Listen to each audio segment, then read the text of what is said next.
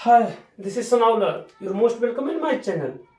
दोस्तों, आज हम लोग पढ़ेंगे टेंस, जो कि बहुत इंपॉर्टेंट टॉपिक है। It's very important in order to speak English, in order to writing English in grammar way. तो आज हम इस चैप्टर में पढ़ेंगे टेंस क्या होता है, टेंस कितने प्रकार के होते हैं। पूरी हम टेंस के पहचान के साथ साथ हेल्पिंग वर्ब एक ही वीडियो में आपके लिए लाया हूं। देखिए, टेंस टेंस का मतलब क्या होता है? काल। काल का मतलब समय। समय का मतलब है कि हम अपनी बात को पास्ट में कह रहे हैं, प्रेजेंट में कह रहे हैं या फ्यूचर में कह रहे हैं। इसी चीज को to express our feelings emotion in proper way, हम इसलिए टेंस का प्रयोग करते हैं।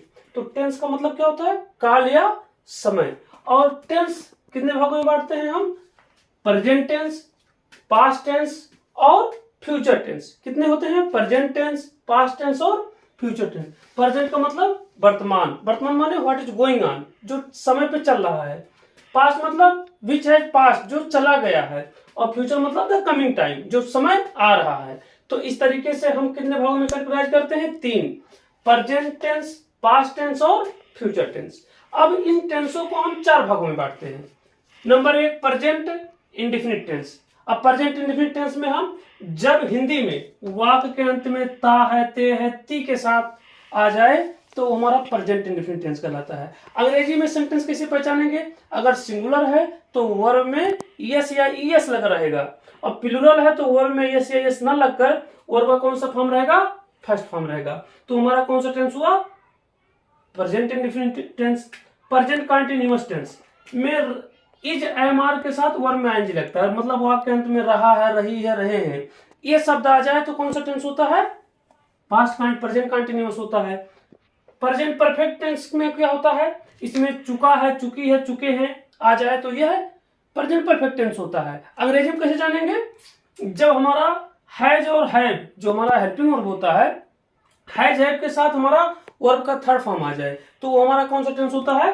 प्रेजेंट परफेक्ट टेंस होता है। प्रेजेंट परफेक्ट टेंस कंटीन्यूअस भी, पी माने प्रेजेंट परफेक्ट कंटीन्यूअस, रहा रही के साथ समय आ जाए। देखिए, इसमें भी रहा है, इसमें भी रहा है। जैसे वह गीत गा रहा है, वह 2 घंटे से गीत गा रहा है। दोनों फर्क है कि नहीं? फर्क है। अरे वह गीत गा रहा है, रहा रही है, इसमें भी वह 2 घंटे से गीत गा रहा है।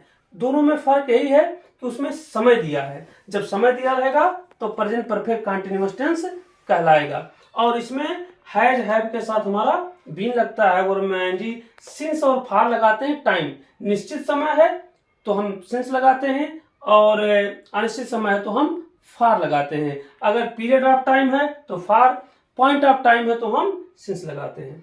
और इसी तरीके से हमारा past indefinite tense. Past indefinite tense जैसे आपने प्रेजेंट में क्या पढ़ा? ता, ते, ती आ जाए, और यहाँ प्रेजेंट रहा, ता रहा, यहाँ क्या आ गया? हियर आपका आ गया पास्ट टेंस। तो पास्ट इंडेफिनिट टेंस में मात्रा आ जाए, आ की मात्रा, ई की मात्रा, ए की मात्रा, तो वो हमारा कौन सा टेंस होता है?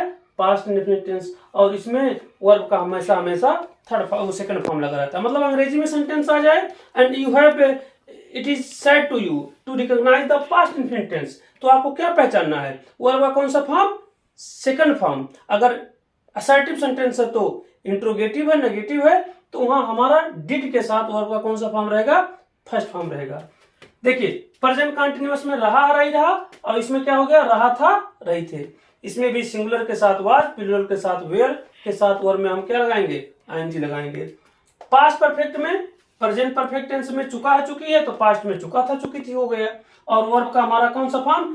Third form. और सहायक क्रिया हमारा क्या हो गया?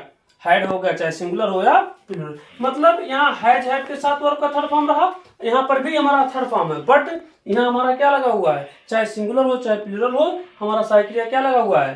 हैड लगा है। पास्ट परफेक्ट कंटीन्यूअस में क्या होगा? हमारा रहा था, रही थी के साथ सेम टू, इसमें हमारा हैज हैव के साथ बीन लगा था, इसमें सिर्फ है सब्जेक्ट हैड बीन, और में आईएनजी ऑब्जेक्ट सिंस या for time, period of time के लिए फॉर और पॉइंट ऑफ टाइम के लिए सिंस। मतलब निश्चित समय है तो सिंस लगाएंगे, अनिश्चित समय है तो फॉर लगाएंगे। मतलब सुबह, मॉर्निंग, इवनिंग, नून आ जाए, मतलब संडे, मंडे, ट्यूसडे आ जाए, जनवरी, फरवरी आ जाए, अगर आपका सेंचुरी सन आ जाए 2001, 2002, 1990, तो वहां हम सिंस का प्रयोग करते हैं। अब भविष्य, फ्यूचर माने क्या होता है? भविष्य। टेंस मतलब काल, समय आप जानते हैं। जब भविष्य की बात होती है, भविष्य का मतलब आने वाला समय। आपको पता है कि आने वाला समय के बारे में अगर हमें कुछ कहना है तो हम फ्यूचर टेंस में उसका इस्तेमाल करेंगे। तो फ्यूचर टेंस में जब हमारा वाक्य के अंत में गा गेगी आ जाएगा, जैसे वह खाएगा, जाएगा, पढ़ेगा, सोएगा, तो हमारा फ्यूचर टेंस होगा।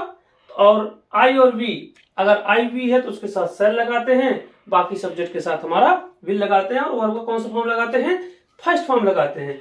फ्यूचर कंटिन्यूअस में रहा होगा, रही होगी, हो आ जाएंगे, तब हमारा कौन सा टेंस होगा? फ्यूचर कंटिन्यूअस टेंस होगा। और इसमें भी विल सेल के साथ भी वर्ब में आईएनजी लगता है। फ्यूचर परफेक्ट टेंस में चुका होगी, चुके होगी, चुके होंगे, आप सब में देख रहे हैं, इसमें भी चुका, इसमें भी चुका। इसमें होगा, फ्यूचर है तो गागेगी आ जाएगा। तो इसमें विल है, सेल प्लस है, वर्ब का थर्ड फॉर्म लिखते हैं। और फ्यूचर परफेक्ट कंटिन्यूअस में रहा होगा, रही होगी, रहे होंगे आ जाए, तो समय बतलाए तो हम विल और सेल के साथ है बीन लगाते हैं, वर्ब में आईएनजी, ऑब्जेक्ट लिखते हैं, सिंस या फॉर टाइमिंग लिखते हैं।